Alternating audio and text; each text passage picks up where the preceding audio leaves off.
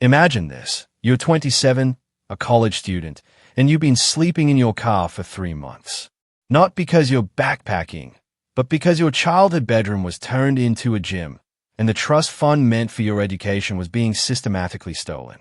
That was my reality. My name is Samantha, and at 27, I never imagined my life would turn out this way. But let's rewind a bit, back to a time when life felt safe, predictable, and full of love. I grew up in a quiet, picture-perfect suburb of Boston. My early years were a kaleidoscope of warmth and laughter. My dad, David, was a self-made man, a construction supply company owner who worked incredibly hard, but always made time for me. Sundays were sacred: pancakes, park adventures, and movie nights. Simple traditions, but they built the foundation of my world. And then there was my mom, Catherine. She was the absolute heart of our home, the kindest soul who made everyone feel utterly special.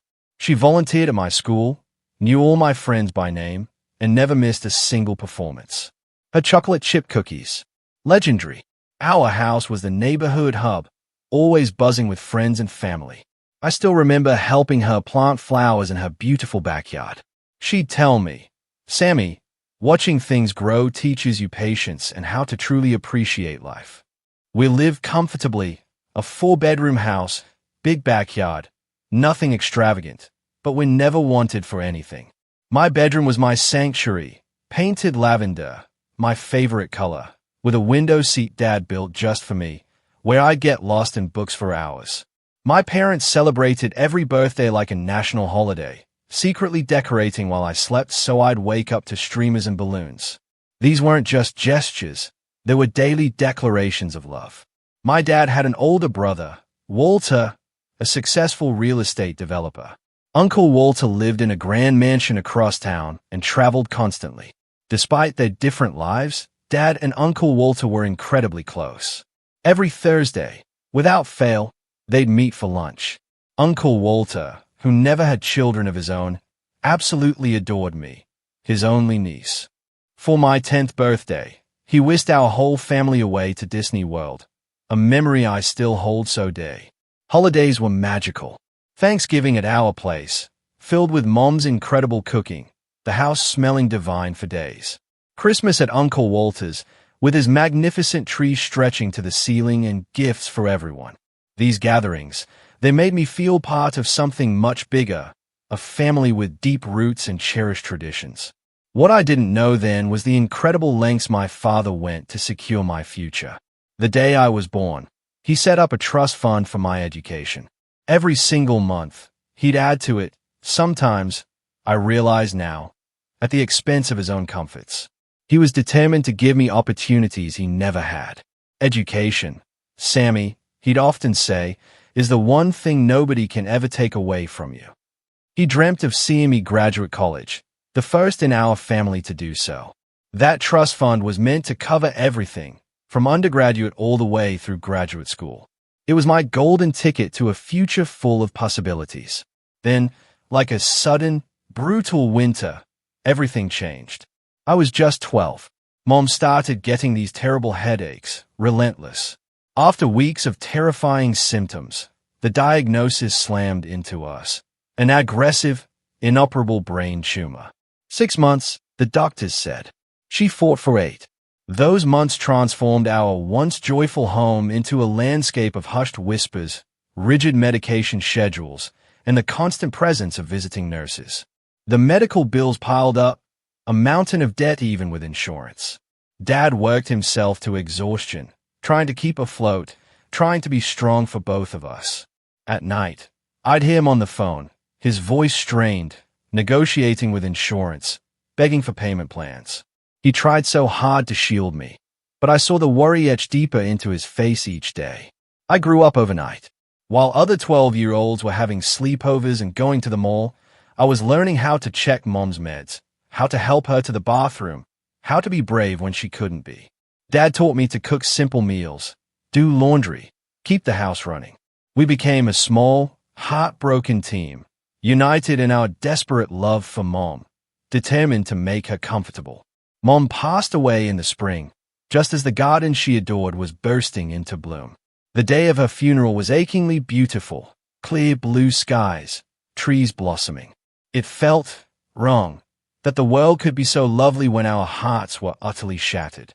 Uncle Walter stood beside us at the cemetery, his hand a heavy, comforting weight on Dad's shoulder.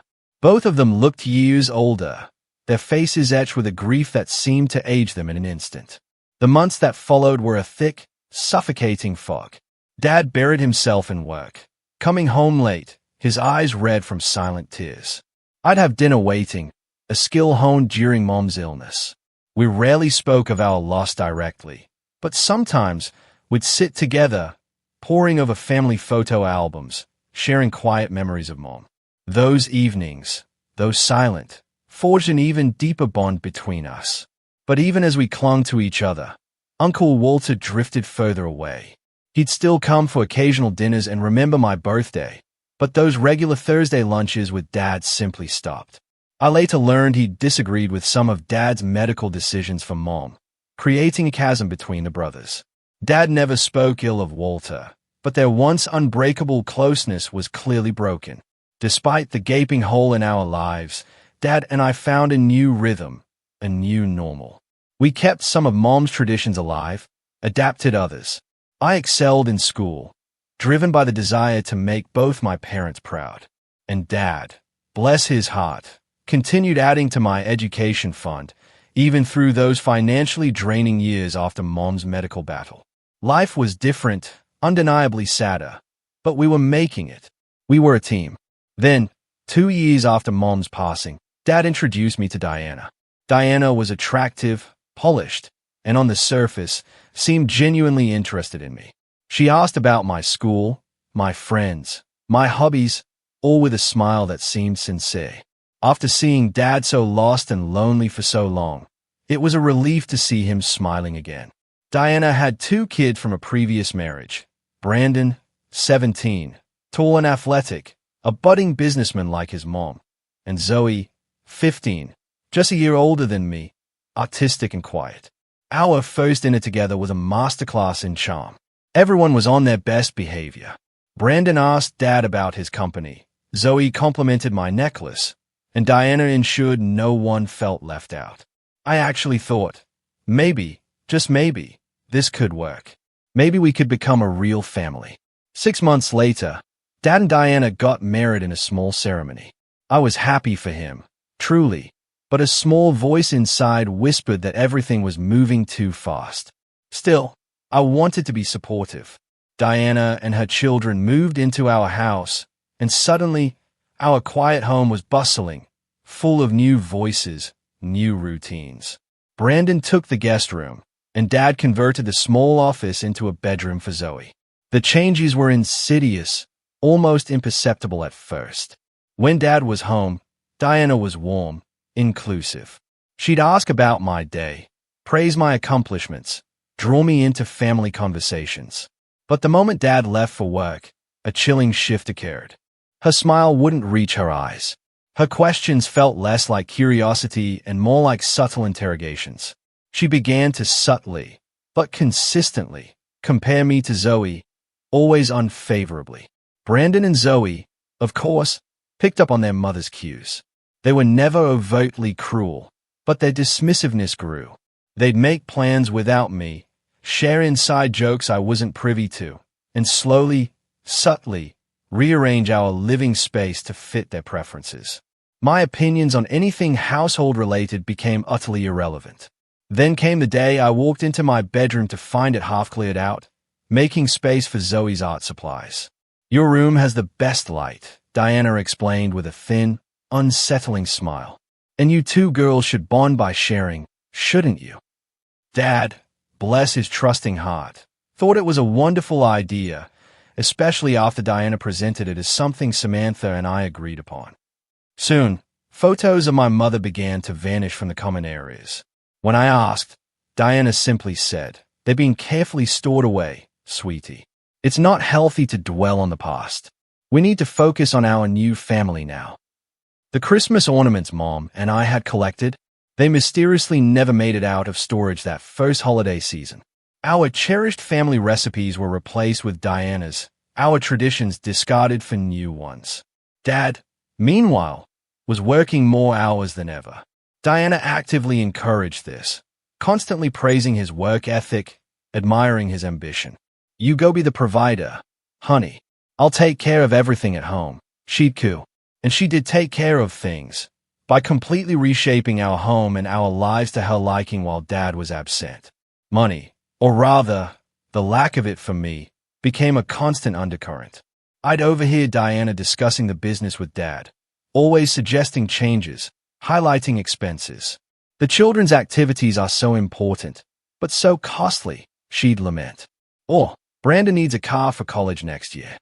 Dad, seemingly grateful for her interest in his affairs, would agree to almost anything. My own needs, however, became secondary. When I needed money for a school trip, Diana would question its necessity. "College is expensive, Samantha. We need to be saving, not spending on frivolous things," she'd say, conveniently forgetting about the education fund Dad had specifically created for such expenses. The chasm between Dad and me widened. Diana was a master manipulator, skilled at creating small disputes, then effortlessly positioning herself as the peacemaker.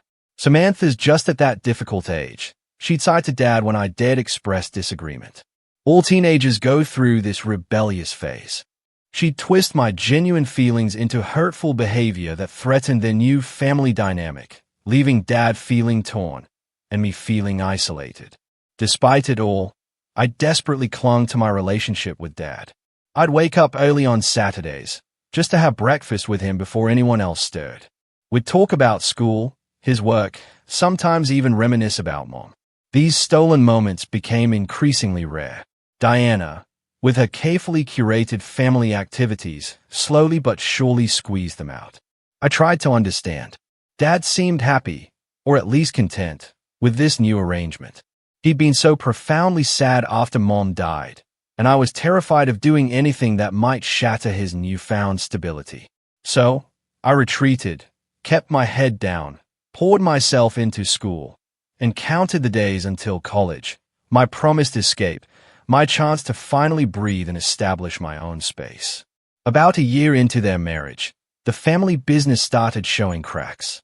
Dad began bringing work home, his evenings consumed by stacks of worried paperwork at the dining room table.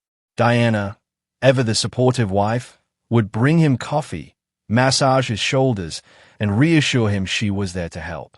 She started accompanying him to client dinners, business meetings, positioning herself as his indispensable partner. By 16, I felt like a ghost in my own home. My bedroom, now shared with Zoe, was entirely redecorated to her taste. Family meals revolved around Brandon's sports schedule and Zoe's art classes. My achievements, when they were even mentioned, were quickly overshadowed by triumphant updates on Diana's children. It was painfully clear who the real family was now. And it wasn't me. The call came on a Tuesday afternoon during my junior year. I was in chemistry class when the school secretary appeared at the door, her face a mask of solemnity. In Principal Martinez's office, the words hit me like a physical blow. Accident. That had been driving to a client meeting. A red light run. A full-speed collision. He was critical at Boston Memorial. When I arrived, Diana was already there, Brandon and Zoe beside her, her voice composed, almost chillingly authoritative, as she spoke to the doctors. She merely nodded at me, a fleeting glance, before turning back to the conversation. I heard words like internal bleeding and minimal brain activity. I stood frozen, paralyzed, unable to grasp this nightmare. They let me see him, just for a moment. He was hooked up to so many machines, his face bruised beyond recognition. I reached for his hand, still warm, but utterly unresponsive. "I love you, Dad," I whispered, tears blurring my vision. I reminded him of our beach trip last summer, building sandcastles just like when I was little. I promised him I'd make him proud. I don't know if he heard me, but I needed to say those words. 3 hours later, he was gone. Just like that. My father, my rock, my last remaining parent, vanished from this world. I was 17, and utterly, terrifyingly alone. The hospital waiting room became a dizzying blur of faces. Uncle Walter appeared briefly, looking utterly shattered, older than I'd ever seen him. He pulled me into a tight hug, whispering, "I'm so sorry, Samantha." But Diana, ever watchful, quickly intercepted him, pulling him away for a hushed, private conversation. I didn't see him again until the funeral. The days that followed were surreal. Diana took complete charge of everything, rarely even acknowledging my presence, let alone consulting me. The service was held at a church Dad had never set foot in, with a minister who'd never met him. Diana chose an expensive casket, elaborate flowers, portraying herself as the picture of a devastated widow. During the service, she delivered a tearful, impassioned speech about their brief but passionate marriage, positioning herself and her children prominently as the grieving family. I sat in the front row, numb, disconnected. It didn't feel like a tribute to my father, not the man I knew. There was no mention of his deep love for jazz, his terrible dad jokes, or his tradition of making heart-shaped pancakes on Valentine's Day. The man being eulogized felt like a complete stranger.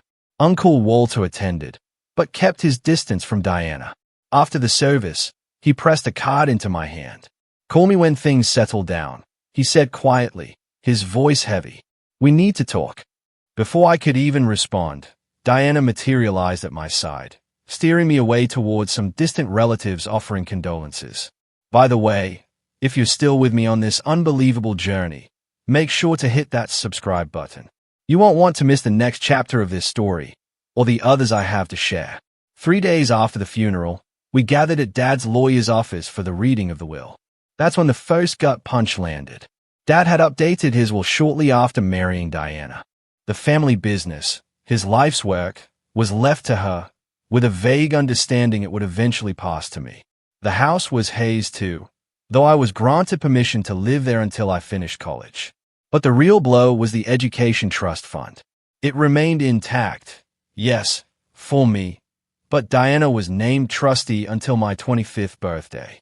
The lawyer assured me the fund was substantial, enough for an elite university and even graduate school. There was a separate inheritance too, due at 25, a solid foundation for my adult life. Diana sat there, nodding approvingly, occasionally squeezing my hand. It looked like support, but her grip was too tight, almost possessive, a warning. As we left, she immediately launched into a monologue about responsibly managing assets during difficult economic times. The mask dropped the moment the legal papers were signed. That very evening, Diana called a family meeting. Brandon and Zoe sat on either side of her on the sofa, a united, impenetrable front. I sat alone in Dad's old armchair, feeling like an intruder. "Now that the formalities are behind us," Diana began, her voice cold and businesslike, "we need to discuss practical arrangements. Samantha, you'll be moving to the smaller bedroom upstairs. Brandon needs your room. He'll be commuting to college in the fall, and he needs space for his workout equipment and a study area. My childhood bedroom, my sanctuary, filled with a lifetime of memories." When I tried to protest, her expression hardened like stone. "This house belongs to me now," she declared, "and I will decide how the space is used. Your father would want what's best for all of us, not just you." That night, Brandon and Zoe, with chilling efficiency, helped their mother move my belongings to the converted attic room, a cramped space with sloped ceilings and barely any heat. Many of my things simply vanished during the transition, including cherished keepsake from my mother and all the photos of our original family. Within weeks, every visible trace of my parents' life together was systematically erased from the house. Family photos were replaced with new ones, featuring Diana, her children, and occasionally a smiling, oblivious Dad. It was as if my mother had never existed, as if my own childhood had been meticulously edited out of the family narrative. The atmosphere at home grew increasingly toxic. Diana critiqued everything about me, from my clothes to my study habits. "Your father worked himself to death providing for you," she'd snay. "The least you could do is show some gratitude and respect for this family." Zoe, though less direct, became her mother's silent accomplice, reporting my every move as if I were under constant surveillance. Diana seized total control of my expenses, demanding receipts and detailed justifications for everything, even school supplies. As trustee, I have a fiduciary responsibility. She'd preach, "Your father trusted me to make wise decisions with his money." Basic necessities became luxuries I had to beg for, while Brandon got a brand new car for college and Zoe attended an expensive summer art program. My final year of high school became a grueling test of endurance. I spent every possible moment at school, joining clubs, study groups, anything to avoid going home. I found a part-time job at a local bookstore, squirreling away every dollar into a secret account Diana knew nothing about. I studied relentlessly, knowing a scholarship was my only hope for true independence from her iron grip. The emotional abuse was relentless, subtle enough to be invisible to outsiders, but it sliced deeper than any physical blow. She never laid a hand on me, but her words were poison. She'd remind me I was only in her home out of my father's charity, that I was a burden she'd graciously accepted. She'd relentlessly compare me to her own children, highlighting my flaws, belittling my achievements. But through it all, I clung to one truth. This was temporary. College was my escape, my chance to build a life, a future, far away from Diana and her suffocating, manipulative family. My acceptance to Northeastern University should have been a moment of pure, unadulterated joy. It was my dream school, with an incredible business management program. When that thick envelope arrived, I tore it open alone in my attic room, tears blurring the congratulatory words. For a fleeting second, I felt Dad's hand on my shoulder, heard his proud voice. "I knew you could do it, Sammy." But the reality check slammed in fast when I shared the news with Diana. She barely glanced at the letter, her expression utterly unimpressed. "Northeastern is very expensive," she stated flatly. "I'm not sure your trust can cover that, especially with the business struggling. Perhaps you should consider community college for the first 2 years." I stood my ground, my voice shaking slightly, reminding her that Dad had specifically saved for a top-tier university. The trust fund was more than adequate. Diana reluctantly conceded, but laid down the law. Every single expense would be scrutinized. "As trustee, I need to ensure the money lasts all 4 years," she'd declare. "There will be no extravagances." The battle for each semester's tuition became a brutal, soul-crushing ordeal. Diana demanded extensive documentation, endless justifications for every single fee. Basic textbooks were deemed unnecessary expenses. When I needed a laptop for coursework, she insisted I use the family's ancient, clunky desktop. Every financial discussion ended with her generous reminders, how grateful I should be for her careful management. Despite these relentless challenges, those first 2 years at Northeastern offered a desperate, fragile reprieve. I live in a cramped dorm with a wonderful roommate, Jessica. That tiny space was paradise compared to the toxic environment that was once my home. I threw myself into my studies, joined student groups, and began to painstakingly build a life fiercely independent of Diana's suffocating grip. I limited my visits home to the absolute minimum, usually just major holidays. Each return was a fresh wound. Diana would spend the first hour meticulously cataloging my supposed failings, followed by triumphant reports of Brandon's business school triumphs and Zoe's flourishing art career. My room, with each visit, was further stripped bare, more of my possessions relegated to damp boxes in the garage. The summer after sophomore year, I landed an internship in Boston, a lifeline that allowed me to avoid going home. Diana was clearly displeased, but couldn't argue with the professional experience. That summer was my first taste of true, unburdened independence, managing my own sublet apartment and budget, completely free from Diana's suffocating interference. But then, junior year, everything changed, again. Diana summoned me to her house for an important financial discussion. She sat at the dining room table, surrounded by ominous spreadsheets, and explained the family business was in dire straits. "The economy has hit us hard," she sighed dramatically, despite my own research showing the construction industry was booming. "We need to make some difficult decisions about expenses." The difficult decision, of course, was a drastic cut to my educational funding. Diana claimed the trust had been underperforming and they needed to reallocate resources temporarily. My tuition would be covered, she said, but housing, books, and all living expenses? Now entirely my responsibility. When I bravely asked to see the trust account statements, her composure fractured. I don't appreciate your lack of trust, Samantha, she bristled. Your father appointed me trustee because he knew I'd make responsible decisions. If you can't accept that, perhaps you should pay for college entirely on your own. Desperate, I sought help from the university's legal aid office. The student lawyer was concerned but explained that challenging a trustee required concrete evidence of mismanagement and legal resources I simply didn't have.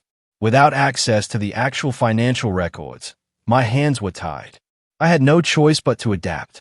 I picked up extra shifts at the campus bookstore and found a second job, waiting tables at a nearby restaurant.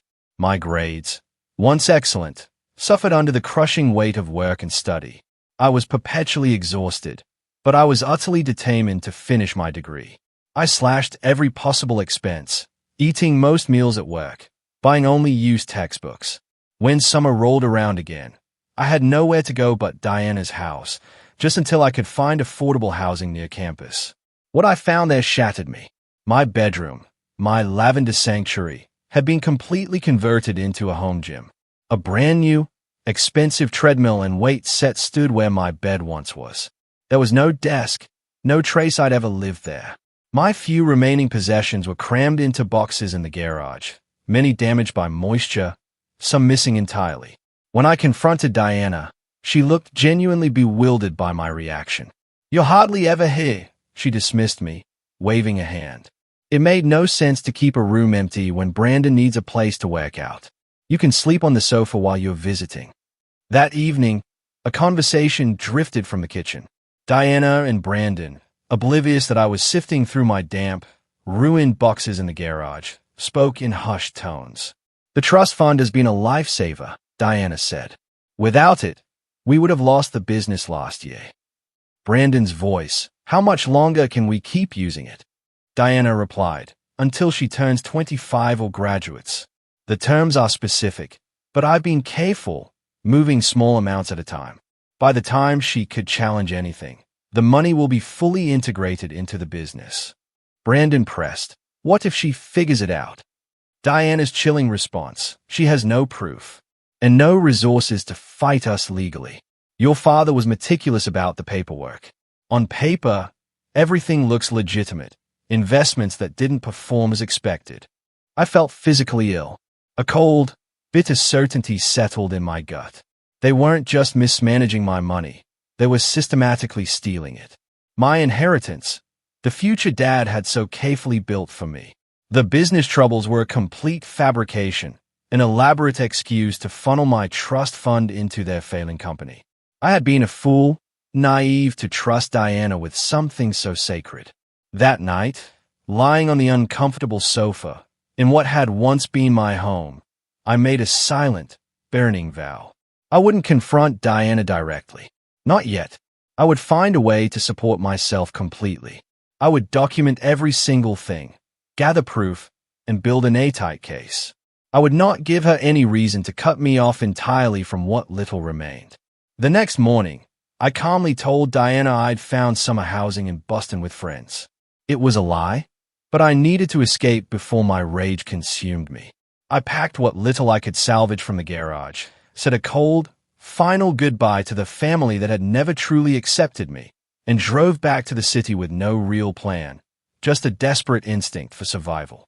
My first night in my trusty Honda Civic, parked in a Walmart parking lot on the outskirts of Boston, was a terrifying wake-up call. Every rustle, every distant sound, made my heart pound. Every passing car felt like a potential threat. I'd arranged my few possessions, clothes, books, a small pillow, creating a makeshift sleeping space in the reclined driver's seat. Dad had given me that car for my 16th birthday. Now, it was my only home. With the fall semester 2 months away, I had to find work, create a routine that allowed me to live, completely undetected, out of my car. My meager savings wouldn't last. The next morning, I signed up for a 24-hour fitness center membership. For $30 a month, I had access to clean showers, restrooms, and a safe, warm place during bad weather. I learned to arrive at 5:30 a.m., when the gym was almost empty, to shower and prepare for the day without drawing any attention. Finding safe parking spots became an obsessive art form. I rotated between several locations: the Walmart lot, a quiet residential street near the university, sometimes the mall parking garage where security was minimal. I never stayed more than 2 nights in the same place. Hospital parking lots were surprisingly good in emergencies. Always active, always supervised, relatively safe for a woman alone. I found a job at a coffee shop near campus, opening at 6 a.m. The early shift perfectly suited my new, nocturnal sleeping schedule. The manager, a kind man, was impressed by my willingness to work when others preferred to sleep. Tips were decent, and the free coffee and discounted food were lifesavers. More importantly, it gave me a legitimate place to be during the day. Evenings and weekends, I picked up shifts at a clothing store. Between the two, I was working nearly 70 hours a week. Every single dollar went into a new, secret bank account. Diana knew nothing. This was my safety net. The physical toll was immense. My back ached constantly from sleeping cold in the car seat. Summer in Boston meant stifling heat and oppressive humidity, making sleep a sweaty, uncomfortable nightmare. I'd crack the windows for air, but the security risk always gnawed at me. Rainstorms were the absolute worst, filling the car with a damp, clinging moisture that never quite dried. I became a master of systems. Clothes meticulously organized in space-saving vacuum bags in the trunk. A small cooler, refreshed daily with ice from the coffee shop, held basic perishables. My laptop and essential documents were always in my backpack, always with me. Laundry day was a weekly ritual at the laundromat, a chance to study or read while the machines hummed. Personal hygiene demanded creative solutions. Dry shampoo became my best friend, baby wipes my quick fix. I maintained a meticulously neat appearance, knowing any sign of dishevelment might raise questions. My limited wardrobe was rotated carefully, ensuring no coworker noticed I wore the same few outfits repeatedly. The library became my sanctuary during my few free hours. Air-conditioned, quiet, and free. It was a place to study, use Wi-Fi, and simply exist in comfort. I'd arrive when it opened, often staying until closing, making full use of the study rooms and computer labs. The librarians knew me as a dedicated student, never suspecting I had nowhere else to go. Restrooms were a constant preoccupation. I mapped out every public facility with decent privacy and cleanliness. Coffee shops, bookstores, fast food places, they became reliable stops in my daily pilgrimage around the city. I learned which places tolerated non-paying customers using their facilities and which demanded a purchase. Meals were planned for maximum economy. The coffee shop provided breakfast, often forgotten pastries. Lunch was usually non-perishable, peanut butter sandwiches, energy bars. For dinner, I'd grab a pre-made salad or sandwich from the grocery store, eating in my car or on a park bench. As summer stretched on, I became proficient at this nomadic existence. But the loneliness was crushing. I spoke to so many people at my jobs, yet I couldn't share my truth with anyone. My college friends were away for the summer, and I avoided their calls, unable to lie directly about my circumstances. Pride and shame kept me isolated, determined to conquer this alone. When fall semester began, I piled classes onto my already overwhelming schedule. My work hours were meticulously arranged around my coursework, often rushing from morning classes to afternoon shifts, then studying late into the night in empty campus buildings before crawling back to my car for a few hours of sleep. My grades, once stellar, now hovered at adequate.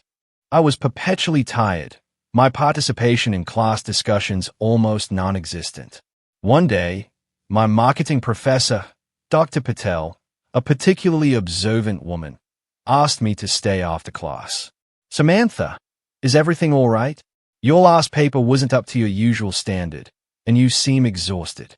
I manufactured a story about working extra hours for graduate school, thanking her for her concern but assuring her I was managing fine. Dr. Patel didn't look convinced, but she didn't press. Instead, she quietly extended the deadline for my next assignment, a small act of kindness that brought me to tears once I was alone. As autumn turned into a biting Boston cold, new challenges emerged. My car's heater worked, but running it all night would devour precious gas. I invested in a high-quality sleeping bag, led my clothes. On the very coldest nights, I'd splurge on a cheap motel room, justifying it as a necessary expense for my health, for my ability to keep working and studying. I became an expert in campus resources, microwaves in the student center for meals, lockers in the recreation building for temporary storage, computer labs for assignments. I gravitated towards any free event offering food, often stashing extra portions for later. Through it all, I maintained a facade of normalcy. To my classmates and coworkers, I was just another hard-working student, perhaps more dedicated than most. No one suspected that after my shifts, I had no home, no bed, no family to return to. I'd been living this double life, this invisible existence, for over 3 agonizing months. Then, fate, in the unexpected form of Uncle Walter, intervened. I was working my morning shift at the coffee shop, hair pulled back tight, uniform crisp, ironed in the gym bathroom, no less. My customer service smile was glued firmly in place as I took orders, prepared drinks. The morning rush was just dying down when a familiar voice ordered a simple black coffee. I looked up and froze. It was Uncle Walter, older, grayer, but unmistakable. He stared back, his brows furrowed in disbelief. "Samantha, is that really you?" I just nodded, acutely aware of how thin I'd become, how utterly exhausted I must look despite my fierce efforts to appear normal. "Hello, Uncle Walter," I managed, my voice a whisper. "It's been a while." He stepped aside, letting my coworker take the next order, then motioned me to a corner table. My manager, sensing some kind of family reunion, gave me a compassionate nod for a break. "What are you doing working, eh?" Walter asked, his tone laced with concern, not judgment. "I thought you'd be focused on your studies.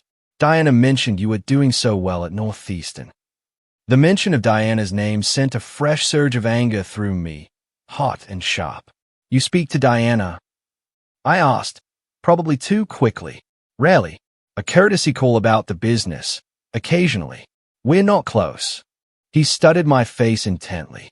"Samantha, you look utterly exhausted. Is everything all right?" Perhaps it was the genuine, heartbreaking concern in his voice, or the accumulated, crushing stress of months of pretending. But something inside me finally broke. Tears welled up, stinging my eyes, and I quickly wiped them away, mortified to be crying at work. "I get off at 2, I choked out. "Could we talk then?" Walter nodded slowly, his expression grim. "I'll come back.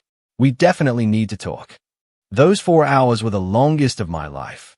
When my shift finally ended, Walter was waiting in his sleek luxury sedan, which made my trusty, weathered Honda Civic look even more pathetic. He suggested lunch, and I directed him to a small, unassuming cafe I knew, where the food was cheap and good. Over sandwiches, the entire, ugly truth poured out of me.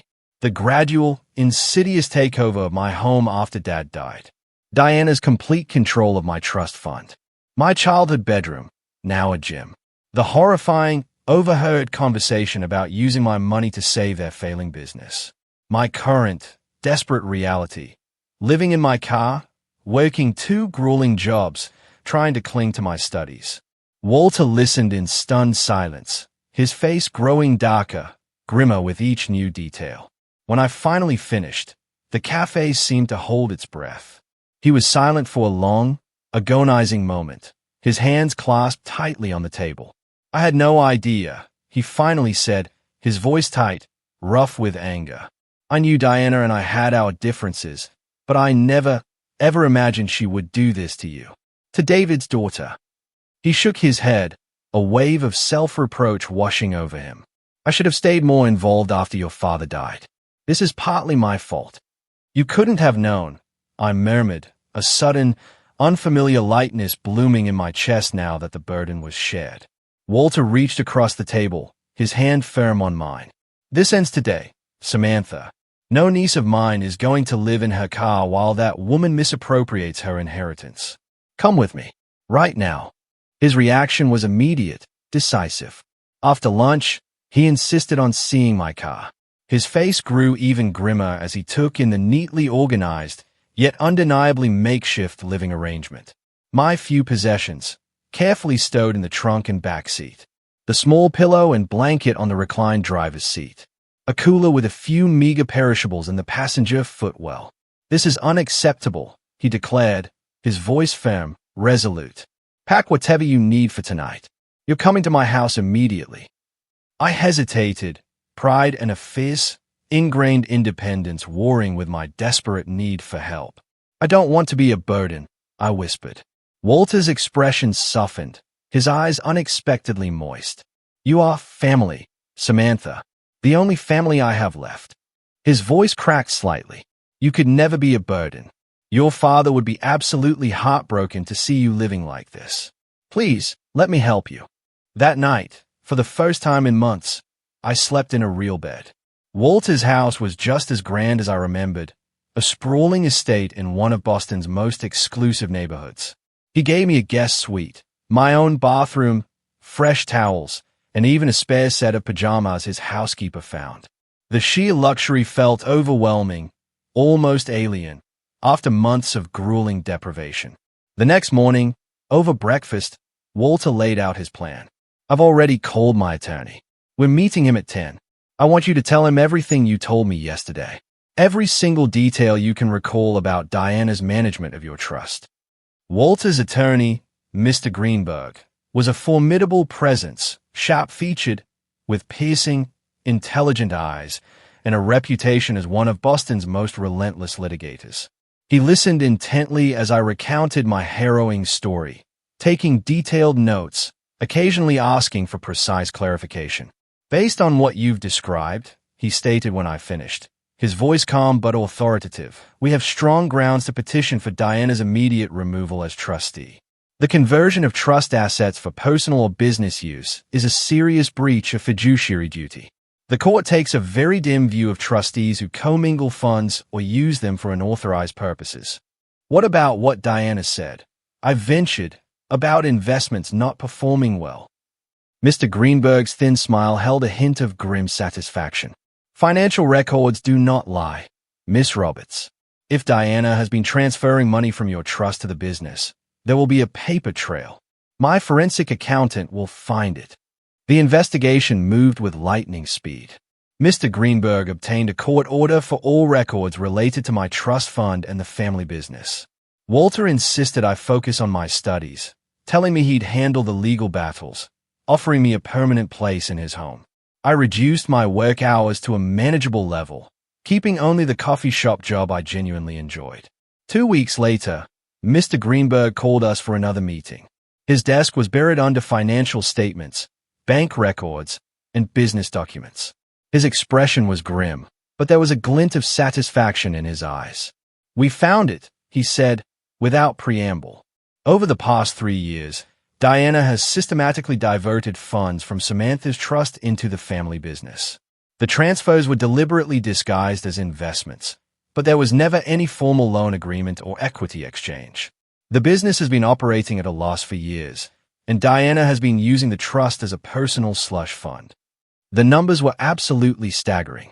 Nearly $200,000 had been plundered from my education trust, leaving less than a quarter of what should have been there. On top of that, Diana had been paying herself an outrageous trustee fee and using trust assets to cover personal expenses for herself and her children. This goes far beyond civil violations, Mr. Greenberg continued, his voice hardening. There's enough evidence here for criminal charges of fraud and embezzlement. The question is, how do you wish to proceed? Walter looked to me, his gaze steady. This is your decision, Samantha. We can pursue criminal charges, or we can focus solely on recovering your assets through civil action. Either way, Diana will be removed as trustee immediately. I thought of Diana, Brandon, and Zoe, systematically erasing my life, stealing my inheritance. I thought of those endless nights sleeping in my car, through stifling summer heat and bitter autumn chill. I thought of my hands raw, my feet blistered from 2 grueling jobs, all while they lived comfortably, luxuriously, on money my father had painstakingly saved for my future. The rage, cold and clear, surged through me. Both, I said, my voice firm, unwavering. I want to pursue both criminal and civil action. What they did was utterly wrong, and they should face every consequence. The confrontation unfolded in Mr. Greenberg's office. Diana arrived with her own attorney, a visibly nervous man who looked utterly out of his depth. She tried to maintain her cool, that polished facade, but the moment Mr. Greenberg began methodically presenting the mountain of evidence, her composure visibly cracked. These were legitimate business investments, she shrieked, her voice tight with desperation. David would have wanted the company preserved for Samantha's future. Then why was there no formal investment agreement? Mr. Greenberg countered, his voice like steel. Why were the transfers deliberately concealed in the trust accounting? And why were personal expenses for Brandon and Zoe being paid directly from trust assets? Diana's attorney frantically whispered in her ear, but she furiously brushed him off. I was doing what was best for the family. The business needed capital, and the trust was just sitting there. It wasn't just sitting there. I found my voice, sharp and clear, fueled by months of suppressed rage. It was my future. It was meant for my education and my security, not for bailing out a failing business or buying Brandon a new car. Diana's eyes narrowed into slits, pure venom radiating from her. You are always so entitled, Samantha, always expecting special treatment because you are David's precious daughter. He spoiled you rotten, and look how you repay his memory, attacking the family business he built. Walter, who had been a silent, simmering presence beside me, finally spoke. His voice was low, dangerous. The business was failing because of your mismanagement, Diana, not because of Samantha. David built a profitable company, a legacy, that you ran into the ground. And then you stole from his daughter to cover your own colossal mistakes.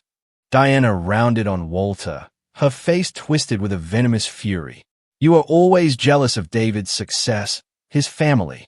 That's why you swooped in, to turn Samantha against me.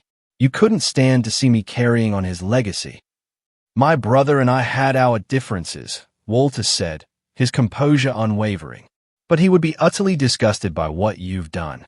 Using his daughter's inheritance to prop up your failing business while she sleeps in her car. That is not carrying on any legacy David would recognize. The revelation that I had been homeless seemed to briefly pierce Diana's impenetrable armor. For a fleeting moment, a flicker of genuine shock crossed her face. But it vanished as quickly as it came, replaced by her icy control. If Samantha chose to live in her car rather than accept the reasonable boundaries of our home, she sniffed, that was her decision. The meeting concluded with Mr. Greenberg laying out 2 stock options for Diana. She could agree to a comprehensive settlement, immediate removal as trustee, full restitution of all misappropriated funds, and her resignation from the family business, or face both relentless civil and criminal proceedings. Diana's attorney, finally making himself heard, pulled his client aside for an urgent, hushed consultation. When they returned, Diana, through gritted teeth, grudgingly agreed to the settlement terms. But her eyes, cold and hard, promised a lifetime of silent retribution. The legal process took several more weeks, but the results were undeniably comprehensive. Diana was immediately removed as trustee, with Walter stepping into her place, a beacon of integrity. The court ordered full restitution of all diverted funds, plus interest, ensuring every penny Dad had intended for me was returned. Diana was forced to sell her ownership in the family business to satisfy the judgment, and the company itself was placed under professional management until I was ready to decide its future. Even with the settlement, Diana still faced criminal charges for fraud. The district attorney, armed with Mr. Greenberg's meticulous evidence, pursued the case independently. Diana eventually accepted a plea deal, which included probation, community service, and a permanent mark on her record, effectively barring her from ever serving as a trustee or financial manager again. Throughout this incredibly difficult process, Walter was my unwavering anchor. He insisted I focus solely on rebuilding my life, on completing my education, while he handled every excruciating legal and financial detail. "Your father was always the responsible one," he told me one evening, his voice heavy with regret. "He would have never let this happen if he had lived. The least I can do is help put things right." As we spent more time together, Walter began to share intimate insights about my father, things I'd never known. They had indeed grown distant after my mother's death, partly because Walter had seen through Diana from the very beginning. "I saw her for what she was immediately," he admitted, "but David was so lonely, so vulnerable after Catherine died. When I tried to warn him, it only pushed him away, created a chasm between us." He shook his head. "It's one of my greatest regrets that I didn't try harder to stay connected to both of you." Then came another heartbreaking revelation. Walter confessed that he had been diagnosed with cancer the year before my father died, explaining his sudden withdrawal from family activities. "I didn't want to burden David with my illness while he was still grappling with Catherine's loss," he explained. "By the time I was in remission, Diana had already cemented her influence, and I was effectively pushed out." These raw, honest conversations helped me understand the tangled, complex family dynamics that had ultimately led to my desperate situation. They also forged an entirely new, incredibly deep bond between Walter and me, a connection that slowly began to heal some of the profound losses I'd endured. With my trust fund fully restored, and the additional compensation from the settlement, I could finally complete my education without a shred of financial worry. I moved into a small, but incredibly comfortable, apartment near campus, a true sanctuary. I donated most of the threadbare clothes and makeshift supplies from my homeless period, shedding the physical reminders of that nightmare, and slowly, painstakingly, began to feel secure again. The family business, now under professional management, began its slow but steady recovery, finally freed from Diana's destructive mishandling. The managers Walter hired provided regular, transparent reports, patiently educating me about the company my father had built. This allowed me to eventually decide whether to sell it or take an active role in its operation. As for Diana, Brandon, and Zoe, they vanished from my life, moving to another state after the settlement. I heard through mutual acquaintances that they were living in significantly reduced circumstances, Diana's reputation in the business community irrevocably tarnished by the legal proceedings. I felt no satisfaction in their downfall, only a profound sense of relief that they were no longer a toxic presence in my world. Rebuilding my life after months of homelessness and years of insidious emotional abuse was not an overnight process. Even with financial security restored and a safe place to live, the psychological impacts lingered. I'd wake in a cold panic in my new apartment, momentarily disoriented, expecting to find myself crammed into my car.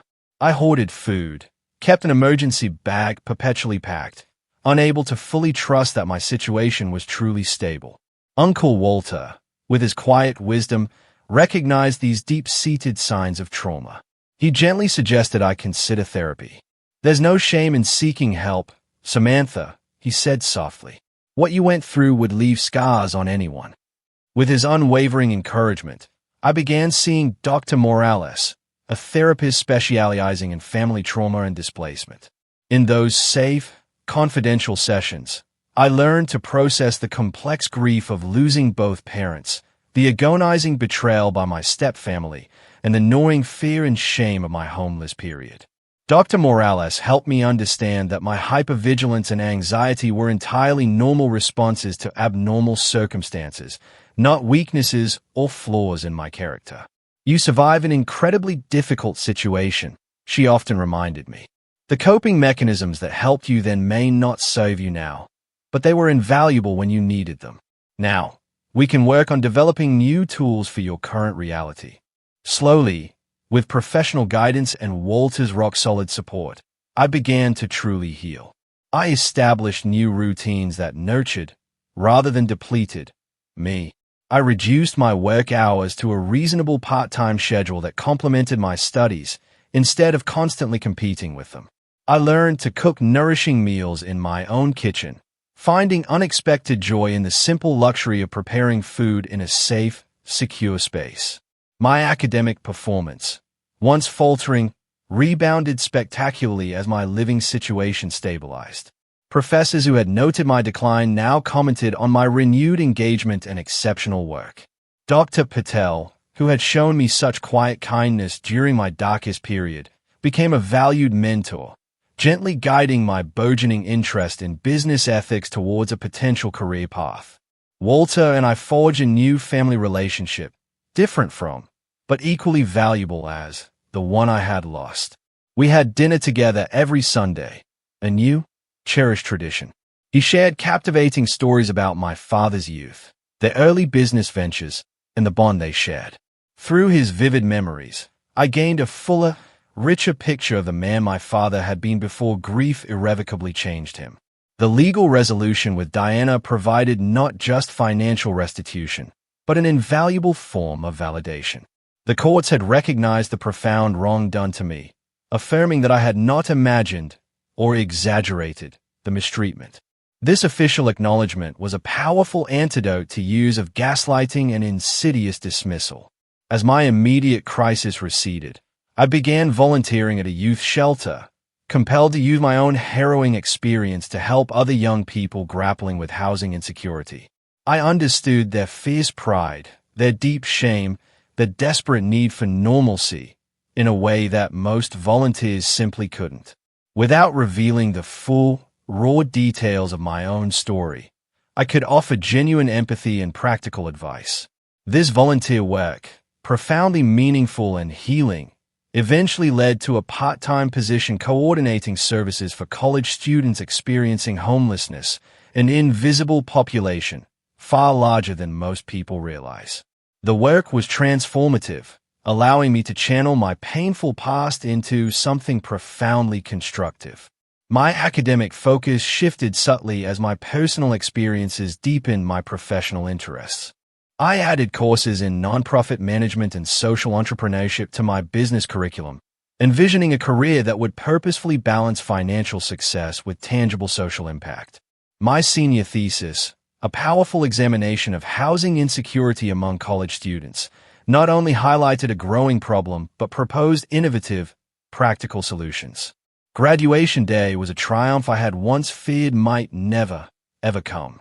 Walter sat proudly in the audience as I walked across that stage, receiving my diploma with honors. In that moment, I felt my father's presence so strongly. His dream for my education, finally fulfilled, despite every single obstacle. After graduation, I faced a momentous decision about the family business.